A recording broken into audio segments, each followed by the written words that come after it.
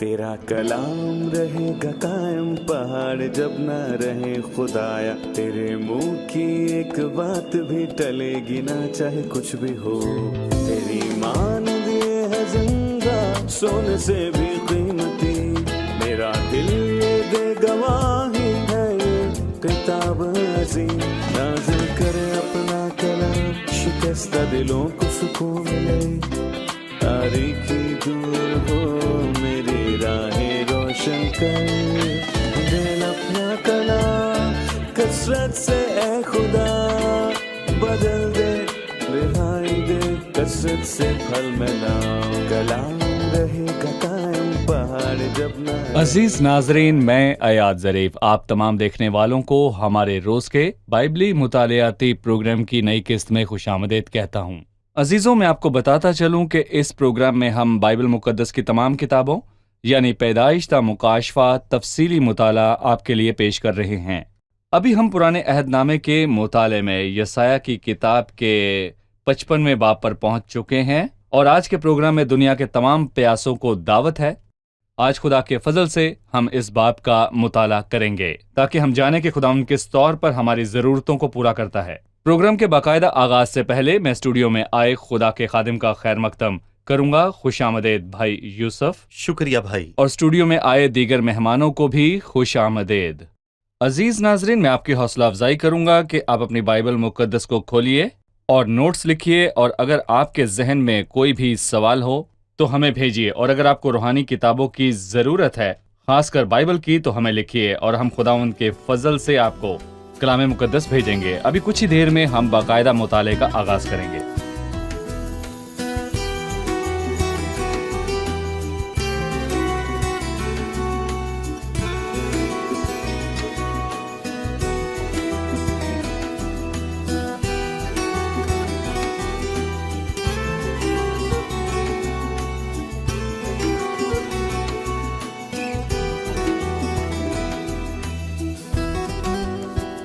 खुशामदीद भाई। आपका शुक्रिया भाई यूसुफ, 54वें बाब में यरूशलेम को दावत दी गई है और यहाँ पर एक प्यासे को दावत दी गई है। आप इस दावत में क्या देखते हैं? मैं यसाया 53 और 54 और 55 के दरमियान ताल्लुक बताना चाहूँगा। यसाया 53 जिल्लत और अरूज पर है। दर्द इंतहा से बढ़ गया है। मसीह ने दुख उठाया और उसकी तजलील और तहकीर की गई। वो आदमियों में हकीरो मरदूद। और 54वें बाब में हम जलाल को देखते हैं। ना सिर्फ जलाल को बल्कि यकीनन उसने 53वें बाब के आखिरी हिस्से में जलाल पाना शुरू कर दिया, बल्कि उसके पैरोकारों के जलाल को भी। और 54वां बाब खास तौर पर यरूशलेम के मुस्तकबिल में जलाल की बात करता है। वो कहता है कि देख, मैं तेरे पत्थरों को स्याह रख्त में डालूंगा और तेरी बुनियाद नीलम से डालूंगा। और पौलुस इसे जमीनी जिस्म का जलाल कहता है। पर जमीनी जलाल और किस्म का है और आसमानी जलाल और किस्म का है। वो जलाल है जो जमीन का जलाल है, जिसे जमीनी लोग महसूस होंगे। लेकिन एक आसमानी जलाल है जो कि कलीसिया के ईमानदारों के लिए है, जिनकी बरकतें आसमानी हैं और उनका जलाल आसमान में है। और कैसी शानदार बात है कि यसाया 53 में दुख, दर्द, हकारत और जिल्लत है। 54वें बाब में जलाल है और जलाल पर बात करने के बाद वो प्यासों को दावत देता है। और मैं कहूंगा कि इससे मुझे मुकाशफा 21 यानी बाइबल का आखिरी बाब याद आता है, जहां आसमानी जलाल की बात करने के बाद, अबदी हालत की बात करने के बाद और ये कहने के बाद कि खुदा सब चीजों को नया कर देगा, इससे अगली बात है 6ठी आयत में लिखा है कि ये सब बातें पूरी होंगी और मैं अल्फा और ओमेगा, इब्तदा और इंतहा हूं। और फिर लिखा है कि मैं प्यासे को अबदी हयात के चश्मे से पिलाऊंगा। यानी कि जब मैं अबदी हालत के मुतालिक बता चुका हूं तो कोई है जो प्यासा हो और ऐसे जलाल का तालिब हो तो खुदावंद उसे देने को तैयार है अगर तुम उसके पास आओ। ऐसा प्यासो पानी के पास आओ। ना सिर्फ इसराइल से गुज़िश्ता अल्फाज यरूशलेम के लिए थे, लेकिन इस बाब में हदूद को बहुत वाज़ेह किया गया है। ऐ सब प्यासो, लिखा है सब पानी के पास आओ। ऐ सब प्यासो पानी के पास आओ, और वो भी जिसके पास पैसा ना हो, आओ मोल लो और खाओ। हाँ आओ, मैं और दूध बेज़र और बेकीमत खरीदो। तुम किस चीज के लिए अपना रुपया उस चीज के लिए जो रोटी नहीं और अपनी मेहनत उस चीज के वास्ते जो आसूदा नहीं करती खर्च करते हो। तुम गौर से मेरी सुनो और वो चीज जो अच्छी है खाओ और तुम्हारी जान फरबही से लज्जत उठाए। कान लगाओ और मेरे पास आओ, सुनो और तुम्हारी जान जिंदा रहेगी और मैं तुमको अब्दी अहद यानी दाऊद की सच्ची नेमतें बख्शूंगा। पानी के पास आने की दावत है। इसके बाद वो कहता है मैं और दूध खरीदो। मैं और दूध, इन चीजों से हमें क्या मालूम होता है जो खुदा प्यासों के लिए पेश करता है? ठीक है, मैं कहूंगा हमें इसे रूहानी तौर पर समझना है। सही। यानी पहली चीज पानी है। यह साया 44 में लिखा है, क्योंकि मैं प्यासी जमीन पर पानी उंडेलूंगा, मैं अपनी रूह नाजिल करूंगा। और यूहन्ना 7:37 में लिखा है, फिर ईद के आखिरी दिन जो कि खास दिन है, यीशु खड़ा हुआ और पुकार कर कहा, अगर कोई प्यासा हो तो मेरे पास आकर पिए। और उसने उस रूह की बाबत कही जो वो पीने को थे और उस पर ईमान लाए सो पानी। यहाँ पर रूहुल कुद्स को पेश करता है। सही। और इसी तरह से मैं भी रूहुल कुद्स को पेश करती है। और लिखा है, शराब से मतवाले ना बनो क्योंकि इससे बदचलनी बल्कि पाक पैदा रूह से। होती है। सो जब वो पानी और मैं की बात करता है तो इसका मतलब ये है वो जिनकी प्यास रूहुल कुद्स से बुझाई गई। और फिर वो दूध का जिक्र करता है और दूध खुदा के कलाम को जाहिर करता है। नन्हे बच्चों की तरह कलाम के खालिस और रूहानी दूध के मुश्ताक रहो। और खुदा अपना रूह और अपना कलाम हर प्यासे के लिए पेश करता है और हर उस शख्स के लिए जिसे अपनी प्यास बुझाने को कुछ नहीं मिलता। और जिस तरह वो बदबख्त सामरी औरत थी जिसने 5 शौहर किए लेकिन उसने उनसे असूदगी ना पाई, सो वो छठे के साथ गैर कानूनी ताल्लुक में थी और उसकी प्यास कभी बुझाई ना गई। सो मसीह ने कहा, बहुत हो गया, मैं तुझे जिंदगी का पानी दूंगा। और यकीनन उसकी मुराद रूहुल कुद्स से थी। भाई यूसुफ, मैं चाहूंगा कि आप अगली तरतीब पर कुछ तबसरा करें। तुम गौर से मेरी सुनो और वो चीज जो अच्छी है खाओ और तुम्हारी जान फरबही से लज्जत उठाए। मैं कहूं कि अगर कोई इस तरतीब को मुखालिफ से मत देखना चाहे कि वो लज्जत उठाना, तस्कीन हासिल करना, खुदा की बरकतें पाना, खुशी हासिल करना, सब कुछ हासिल करना चाहता है लेकिन वो शुरुआत सुनने से नहीं करता, तो उसके साथ क्या होगा? दरअसल ये तरतीब बहुत ही अहम है। सबसे पहले ए प्यासो पानी के पास आओ। और हम जानते हैं कि पानी खुदा के कलाम को पेश करता है और इसी बाब के आखिरी हिस्से में लिखा है, क्योंकि जिस तरह आसमान से बारिश होती और बर्फ पड़ती है और फिर वो वहां वापस नहीं जाती बल्कि जमीन को सैराब करती है, और उसी तरह मेरा कलाम जो मेरे मुंह से निकलता है होगा। सो आओ और खुदा के कलाम को सुनो। और जब आप खुदा के कलाम को सुन लेते हैं तो वो ये कहता है कि तुम गौर से मेरी सुनो और जो चीज अच्छी है वो खाओ और तुम्हारी जान फरबी से लज्जत उठाए। और इसका मतलब रूहानी है। जबूर 63 में लिखा है, मेरी जान गोया गोदे और चर्बी से सेर होगी। और जबूर 36 में लिखा है कि वो तेरे घर की नेमतों से खूब आसूदा होंगे, तो उनको अपनी खुशनुदी के दरिया से पिलाएगा। सो ये अच्छी खुराक है जो कि आसूदगी और मैं कहूंगा कि तसल्ली देने वाला पाक कलाम है जिसके लिए खुदावंद हमें दावत देता है। तीसरी आयत, कान लगाओ और मेरे पास आओ, सुनो और तुम्हारी जान जिंदा रहेगी और मैं तुमको अब्दी अहद यानी दाऊद की नेमतें बख्शूंगा। मैं चाहूंगा कि इसकी वजाहत हो, अब्दी अहद यानी दाऊद की सच्ची नेमतें बख्शूंगा। देखें, अमूमन एक अहद दो फरकीन के दरमियान होता है और खुदावंद और उसके लोगों के दरमियान एक कदीम अहद था, लेकिन ये अहद काम ना आया, जैसा कि हम इब्रानियों के 8वें बाब में पढ़ते हैं। क्योंकि अगर पहला अहद बेऐब था तो फिर मैं कहूंगा कि दूसरे अहद की जरूरत ही क्यों पड़ी। दरअसल पहला अहद बेऐब ही था, लेकिन मसला ये था कि वो अहद खुदा और इंसान के बीच में था। खुदा कामिल है और जो वो कहता है वो करता है, लेकिन इंसान नाकाम है। और गौरतलब बात यह है कि अहद कदीम के साथ मसला ये था, लेकिन खुदा ने नए अहद का वादा किया और मैं कहना चाहूंगा कि ये नया अहद अबदी अहद है। और जब आप यर्मिया की नबूवत के अंदर इसकी बातों को पढ़ते हैं तो पता चलता है कि इसमें से किसी का ताल्लुक इंसान से नहीं, तो गोया वो अहद वादे में तब्दील हो गया कि मैं उनकी बदकारी में उन पर रहम करूंगा, मैं अपनी शरीयत उनमें रखूंगा, मैं ऐसा करूंगा। पर ऐ खुदावंद, मुझे क्या करना होगा? तुझे सिर्फ बरकतें लेनी है। और इसलिए वो कहता है कि सुनो और तुम्हारी जान जिंदा रहेगी। और इससे हमें यूहन्ना 5:24 की याद आती है, जो कोई मेरा कलाम सुनता और खुदा पर ईमान लाता है जिसने मुझे भेजा, ہمیشہ کی زندگی اس کی ہے، اور سنو تمہاری جان زندہ رہے گی، اور میں تم کو ابدی عہد بخشوں گا، جو کہ نیا عہد ہے جو خدا کی جانب سے ہے، جو مکمل طور پر فضل ہے۔ داؤد کی سچی نعمتیں بخشوں گا۔ کبھی کبھار کہا جاتا ہے کہ پرانا عہد خدا کا اپنے زمینی لوگوں کے ساتھ عہد ہے اور نیا عہد خدا کا کلیسیا کے ساتھ عہد ہے، لہٰذا کلیسیا نئے عہد میں جی رہی ہے۔ اس عہد کو درستگی درکار ہے۔ یقیناً یہ معلومات غلط ہے، کیونکہ یرمیہ 34 میں لکھا ہے، میں اسرائیل کے گھرانے اور یہودا کے گھرانے سے نیا عہد باندھوں گا، اس عہد کے متعلق نہیں جو میں نے ان کے باپ دادا سے کیا جب میں نے ان کی دستگیری کی تاکہ ان کو ملک مصر سے نکال لاؤں۔ لہٰذا پرانا عہد نامہ اسرائیل کے ساتھ تھا اور نیا عہد نامہ بھی اسی کے ساتھ ہے، اور یہ بات یرمیہ 31 میں واضح ہے، اور عبرانیوں 8ویں باب میں بھی یہ بات واضح ہے۔ مجھے کسی کی بات پسند آئی کہ کیا یہ ممکن ہے کہ باپ اپنے بچوں کے ساتھ کوئی عہد کرے، اور میں کہوں گا کہ اگر ہم آج خدا کے فرزند ہیں، جتنوں نے اسے قبول کیا اس نے انہیں خدا باپ کے فرزند ہونے کا حق بخشا، اور یہ فطری بات ہے کہ ایک باپ اپنی ساری دولت اپنے بچوں کو دیتا ہے، وہ بھی بنا کسی عہد کے۔ جی ہاں، ہم اس کے فرزند ہیں، تو پھر وہ ہمارے ساتھ عہد کیوں کر باندھتا ہے؟ کیا ہمارے پاس نئے عہد کی برکتیں موجود ہیں؟ جی ہاں۔ اور کیا ہم نئے عہد کی باتوں میں شامل ہیں؟ بالکل نہیں، کیونکہ یہ سب باتیں اسرائیل اور یہودا کے گھرانے کے لیے ہیں، صرف ان کے لیے۔ جس عہد کا ذکر ہوا وہ قدیم قوم کے ساتھ تھا، اور نیا عہد بھی لوٹنے والی قوم اسرائیل کے ساتھ ہے، جو مستقبل میں خداوند کے پاس لوٹے گی۔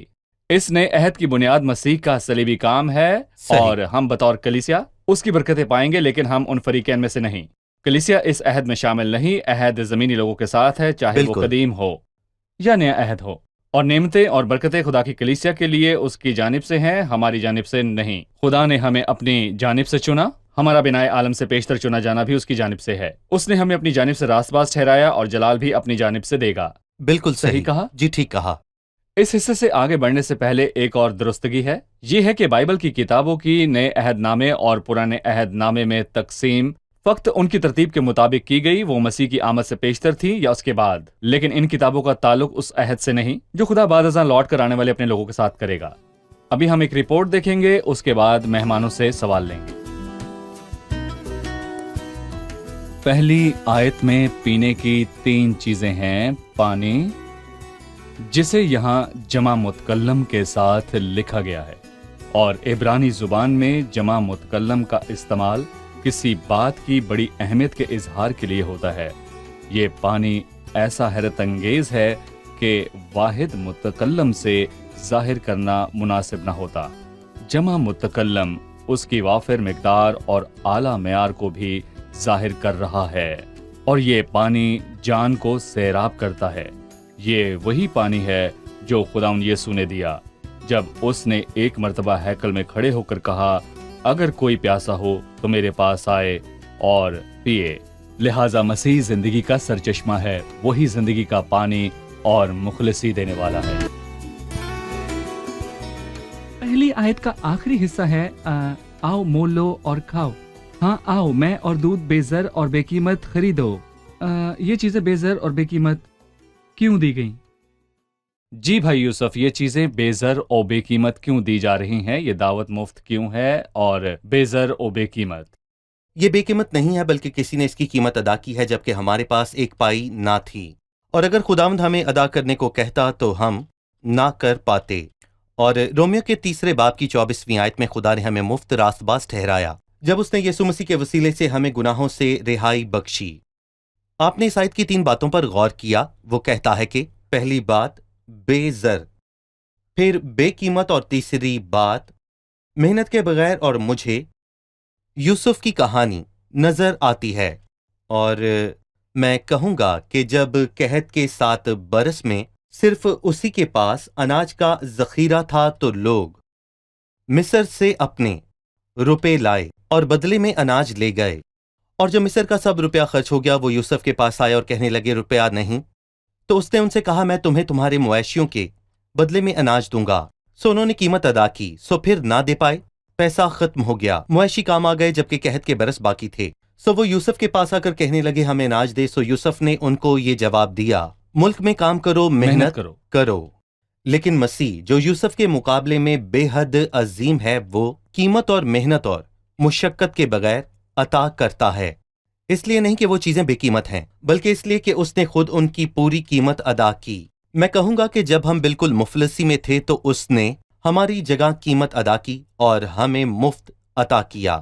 بھائی یوسف، چوتھی آیت میں لکھا ہے، دیکھو میں نے اسے امتوں کے لیے مقرر کیا، بلکہ امتوں کا پیشوا اور فرما روا۔ اس کا کیا مطلب ہے؟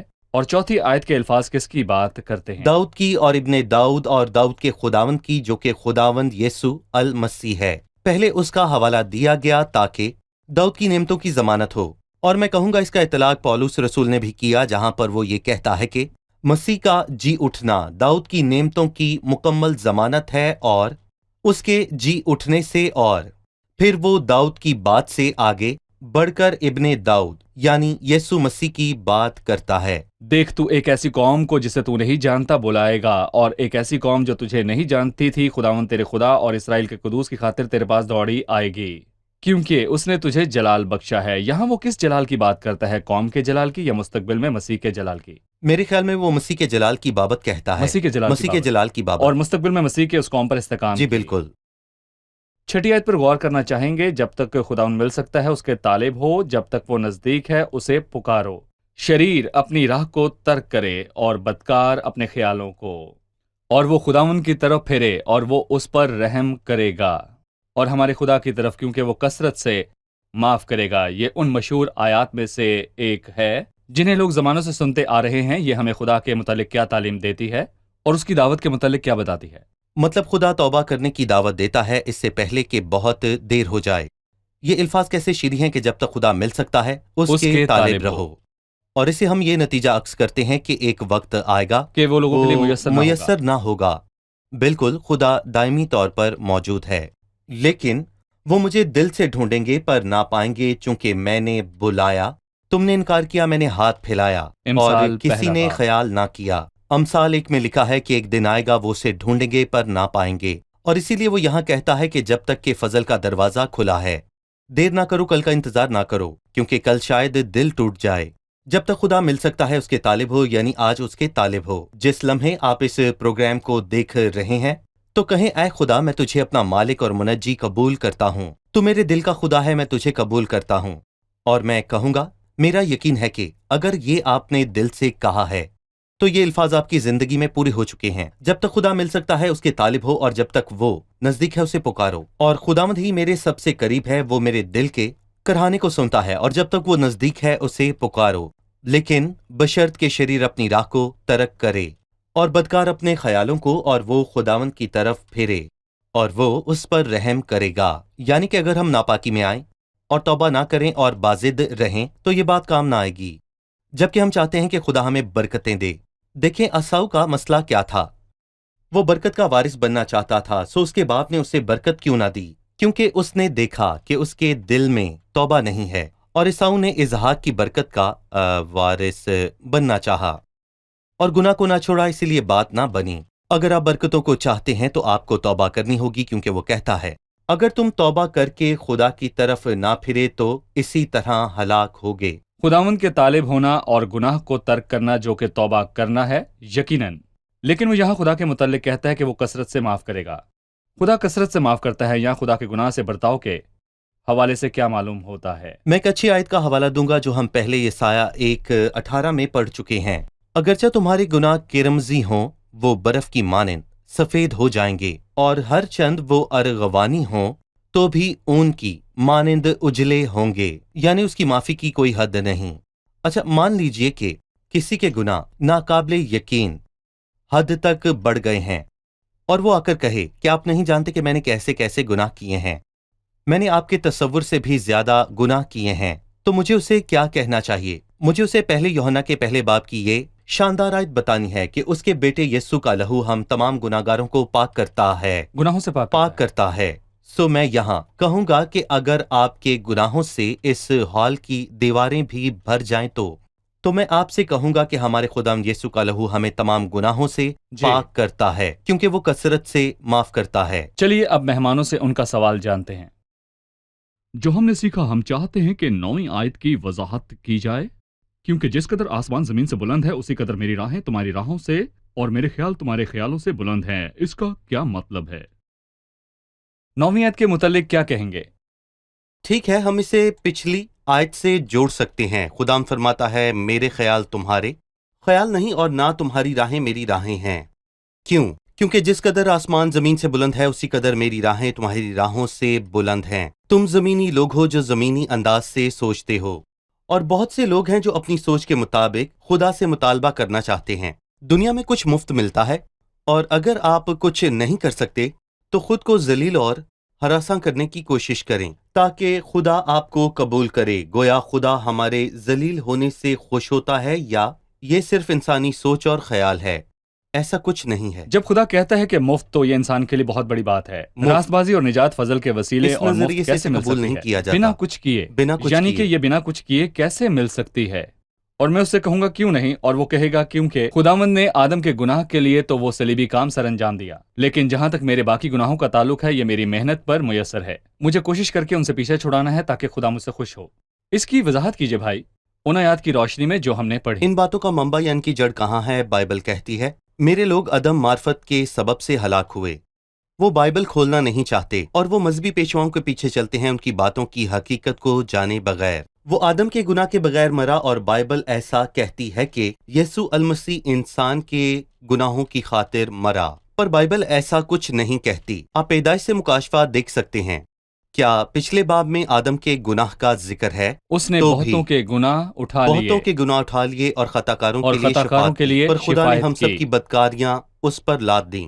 लेकिन मैं कहूंगा, दरअसल लोग खुदा के पास गलत रास्ते से आ रहे हैं। खुदा उनकी आंखों को खोले इससे पहले कि बहुत देर हो जाए। सही, और इसीलिए खुदा के अपने तरीके हैं निजात और रास्तबाजी अता करने के, जो लोगों से मुख्तलिफ हैं।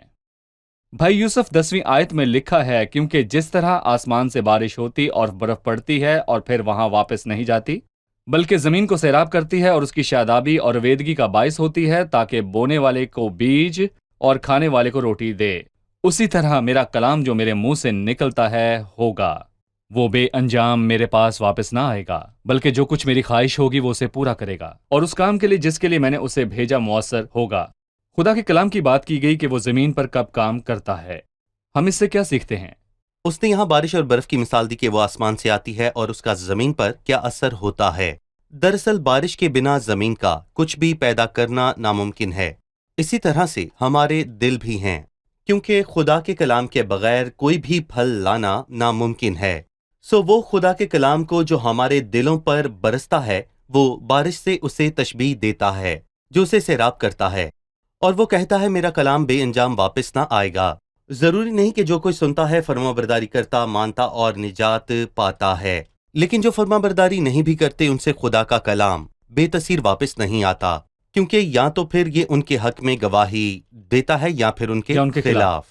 ये इंतखाब इंसान को करना है, और यकीनन आज करोड़ों लोग होंगे जिन्होंने यसाया 55 के इन अल्फाजों को भी सुना होगा, जहां पर बाइबल कहती है, ऐसा प्यासो पानी के पास आओ। जो फरमाबरदार है वो आता है, कलाम उसके हक में गवाही देता है, और जो नाफरमान है नहीं आता। आखिरी रोज कलाम उसकी अदालत करेगा, क्योंकि उसने सुना पर वो नहीं आया। सही, कलाम के आने के नतीजे में हालात बदल जाते हैं, और खुदावंद हालात को बदलना चाहता है। 12वीं आयत में लिखा है, क्योंकि तुम खुशी से निकलोगे और सलामती के साथ रवाना किए जाओगे।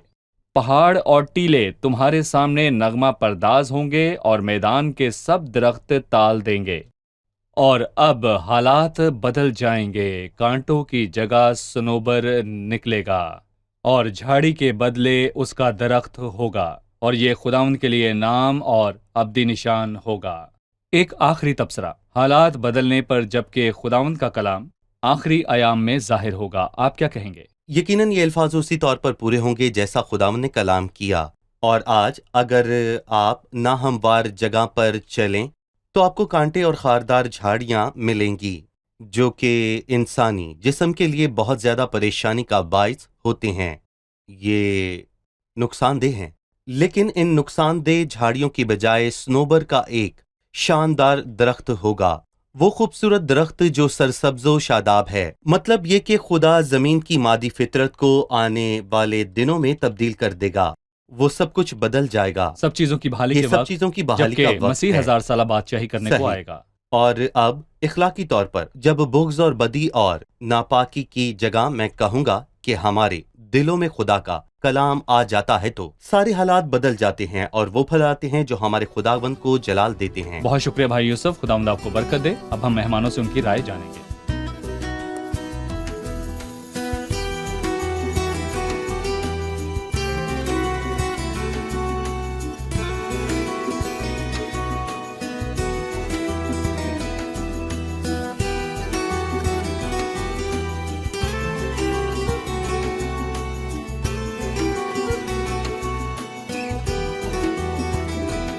ہم نے دیکھا کہ 55 باب کی شروعات ایک دعوت سے ہوتی ہے کہ اے سب پیاسو آؤ، اور ہم نے جانا کہ 53، 54 اور 55 باب کے درمیان ایک خاص تعلق ہے۔ کوئی بتا سکتا ہے کہ وہ تعلق کیا ہے؟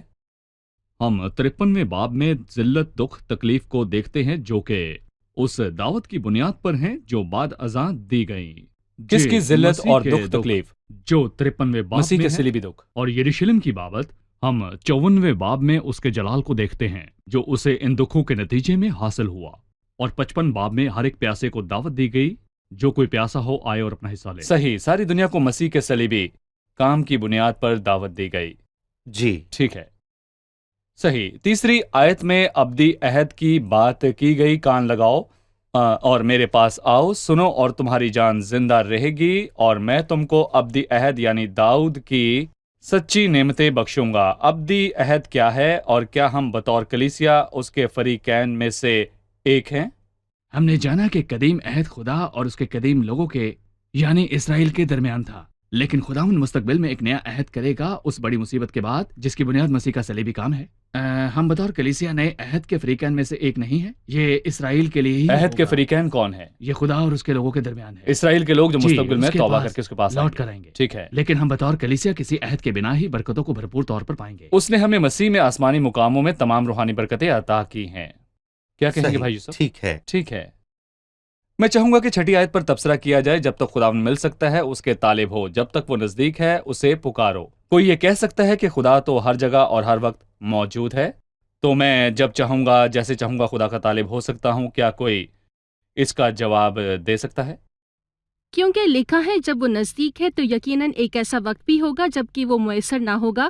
ہمیں فضل کے وقت سے فائدہ اٹھانا ہے جس میں ہم جی رہے ہیں۔ خداوند ہمیں بلاتا ہے کہ ہم اب اس کے طالب ہوں، اور امثال کے پہلے باب میں ایک اور ثبوت ہے کہ وہ مجھے دل سے ڈھونڈیں گے پر نہ پائیں گے۔ یقیناً خدا ہر جگہ موجود ہے، خدا ہمیشہ موجود رہے گا، لیکن وہ فضل کا موقع عطا کر رہا ہے جس کے بعد دروازے بند ہو جائیں گے۔ بالکل ٹھیک کہا؟ صحیح۔ آپ سب کا شکریہ، خداوند آپ کو برکت دے۔ بھائی خدا یوسف کو آپ کا برکت بھی دے۔ شکریہ۔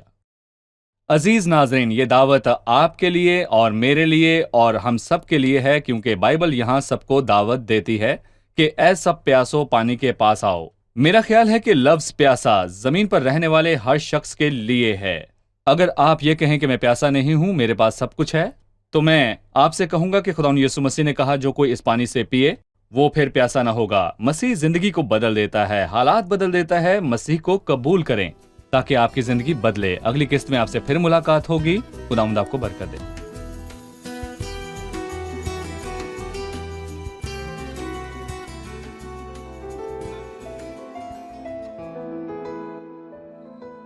تیرا کلام رہے گا قائم، پہاڑ جب نہ رہے خدایا، تیرے منہ کی ایک بات بھی ٹلے گی نہ، چاہے کچھ بھی ہو۔ تیری مانند یہ ہے زندہ، سونے سے بھی قیمتی، میرا دل یہ دے گواہی ہے، یہ کتاب عظیم نازل کرے اپنا کلام، شکستہ دلوں کو سکون ملے، تاریکی دور ہو میری راہیں روشن کر، دل اپنا کلام کثرت سے اے خدا بدل دے، رہائی دے کثرت سے پھل ملاؤ۔ کلام رہے گا قائم، پہاڑ جب نہ رہے خدایا، تیرے منہ کی ایک بات بھی ٹلے گی نہ، چاہے کچھ بھی ہو۔